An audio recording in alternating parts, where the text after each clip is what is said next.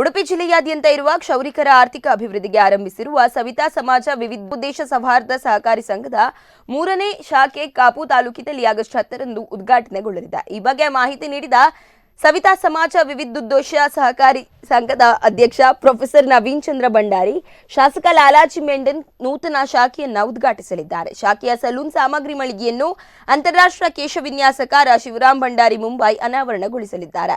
ಭದ್ರತಾ ಕೋಶವನ್ನು ಸಮಾಜ ಸೇವಕ ಸುರೇಶ್ ಶೆಟ್ಟಿ ಗುರ್ಮೆ ಉದ್ಘಾಟಿಸಲಿದ್ದಾರೆ ಎಂದು ತಿಳಿಸಿದ್ದಾರೆ। ಇನ್ನು ಕ್ಷೌರಿಕ ವೃತ್ತಿ ಬಾಂಧವರಿಗೆ ವ್ಯವಹಾರದ ಆಧಾರದ ಮೇಲೆ ಗೃಹ ಸಾಲ, ಮನೆ ಸಾಲ ಸೇರಿದಂತೆ ಕಡಿಮೆ ಬಡ್ಡಿ ದರದಲ್ಲಿ ಸಾಲ ಸೌಲಭ್ಯ ನೀಡಲಾಗುವುದು ಎಂದರು।